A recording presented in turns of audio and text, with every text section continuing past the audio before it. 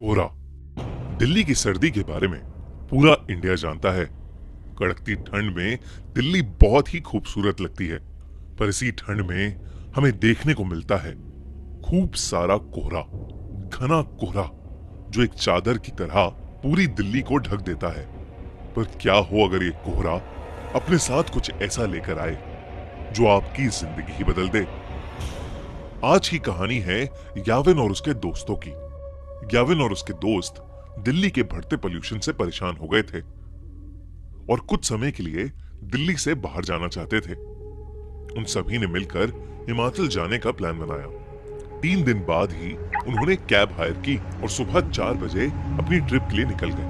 याविन और उसके दोस्तों को लेने आया ड्राइवर बहुत ही हंसमुख और खुश मिजाज था। कुछ ही समय में उस ड्राइवर की दोस्ती सभी से हो गई थी। उन लोगों को घर से निकले हुए करीब 4 घंटे हो चुके थे। सुबह के 8 बज रहे थे। आसमान में अब भी अंधेरा छाया हुआ था। तभी गाड़ी में बैठे सभी लोगों को सामने रोड पर एक घने कोहरे की चादर दिखी। वो कोहरा इतना गहरा था कि उसके आगे रोड दिखाई ही नहीं दे रही थी। याविन ने नोटिस किया कि उनका ड्राइवर जो पहले बहुत मुस्कुरा रहा था, अब अचानक से बहुत सीरियस हो गया है। उसके चेहरे का मानो रंग ही उड़ गया है। याविन को लगा कि शायद ड्राइवर कोहरे में गाड़ी चलाने से घबरा रहा था। याविन ने ड्राइवर के कंधे पर हाथ रखा और उससे कहा, भैया टेंशन मत लो, धीमी स्पीड पर गाड़ी कोहरे से निकाल लेना। तभी उस ड्राइवर ने याविन को देखा और सहमी हुई आवाज में कहा, मेरी आपसे विनती है, कोहरे से निकलते वक्त प्लीज गाड़ी की खिड़की बंद ही रखना, भूल कर भी मत खोलना। ड्राइवर इतना डरा हुआ था कि याविन और उसके दोस्तों की हंसी छूट गई। इस पर उस ड्राइवर ने बताया कि वो जिस इलाके में है वहां कभी कोहरा नहीं आता, और जब कभी ऐसा कोहरा आता है तो वो अपने साथ एक छलावा, एक झूठ, एक माया लेकर आता है।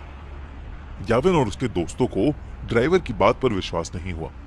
उन्होंने उसकी बात को अंधविश्वास बोलकर नकार दिया और देखते ही देखते उनकी गाड़ी कोहरे के अंदर चली गई। कोहरे की चादर उनकी उम्मीद से काफी बड़ी थी। ड्राइवर धीरे धीरे गाड़ी आगे चला तो रहा था, पर किसी को आगे का कुछ भी नहीं दिख रहा था। अचानक ही गाड़ी में बैठी रिया को अजीब सी बेचैनी होने लगी। उसे बिल्कुल सांस नहीं आ रही थी।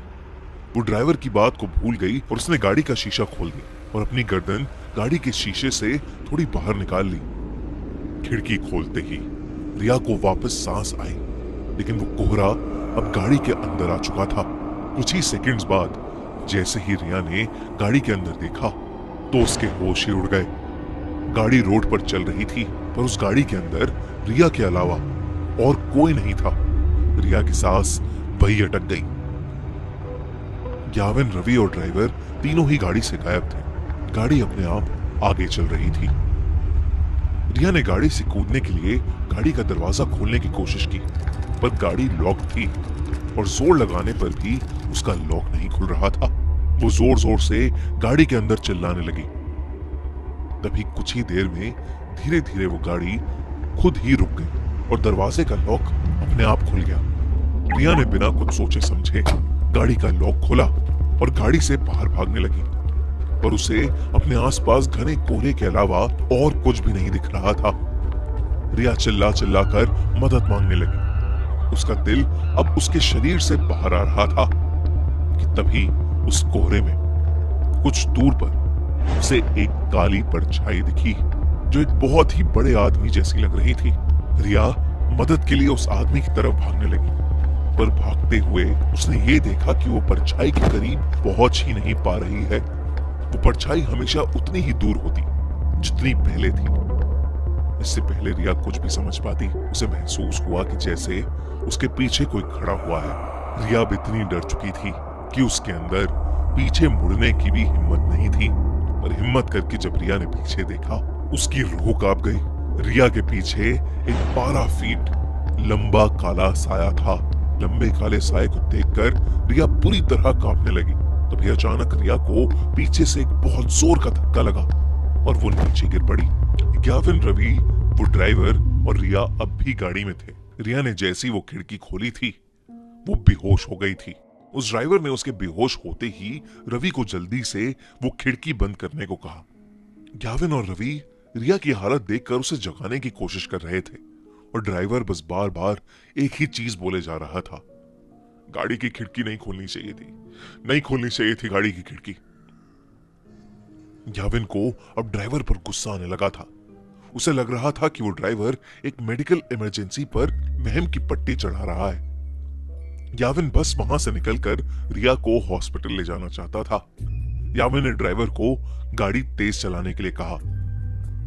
ड्राइवर ने ग्याविन की बात मानी और गाड़ी के एक्सीलरेटर पर अपना पैर दबा दिया। लेकिन कुछ ही सेकंड्स में अचानक से गाड़ी के सामने एक लड़की आ गई और इतनी तेज स्पीड होने की वजह से गाड़ी उस लड़की से टकरा गई। उस लड़की के टकराने के बाद ड्राइवर ने गाड़ी वहीं रोक दी। अब ग्याविन और रवि की सांसें वहीं अटक गई थीं। ग्याविन तुरंत गाड़ी से उतरकर उस लड़की को देखने गया। उसने देखा कि एक लड़की खून से लथपथ रोड पर उल्टी पड़ी हुई थी। ग्याविन ने जैसे ही उसकी शक्ल देखने के लिए उसे पलटा, उसका दिल दहल गया। वो खून से लथपथ पड़ी लड़की कोई और नहीं बल्कि ग्याविन की दोस्त रिया थी। ग्याविन को कुछ समझ नहीं आ रहा था क्योंकि रिया तो उसके साथ गाड़ी में थी। ग्याविन दोबारा गाड़ी की ओर गया और उसने देखा कि पूरी गाड़ी बिल्कुल खाली थी। गाड़ी के अंदर और कोई भी नहीं बैठा था। ग्याविन को कुछ समझ नहीं आ रहा था। वो बहुत ज्यादा डर चुका था। ग्याविन ने रिया की बॉडी को उठाकर गाड़ी में रखा और खुद ड्राइवर सीट पर बैठकर गाड़ी को चलाने लगा। ग्याविन उस घने कोहरे में बस तेजी से गाड़ी चला रहा था। तभी उस चलती हुई गाड़ी के सामने वही 12 फुट लंबा काला साया आ गया और ग्याविन का गाड़ी की स्टीयरिंग पर से कंट्रोल बिगड़ गया और वो गाड़ी रोड के एक साइड के एक पेड़ से जाकर टकरा गई। अगली सुबह उनकी गाड़ी एक पेड़ से टकराई हुई मिली जिसमें ड्राइवर, ग्याविन, रवि और रिया थे। वो चारों उस कोहरे की रात जिंदा तो बच गए, लेकिन यावी के सर पर चोट आने की वजह से उसका मानसिक संतुलन बिगड़ गया और रिया को इतना गहरा सदमा लगा कि अब उसे हर जगह सिर्फ वही काला साया दिखता है। अगली बार कोहरे में जाओ तो अपनी गाड़ी की खिड़की कभी मत खोलना।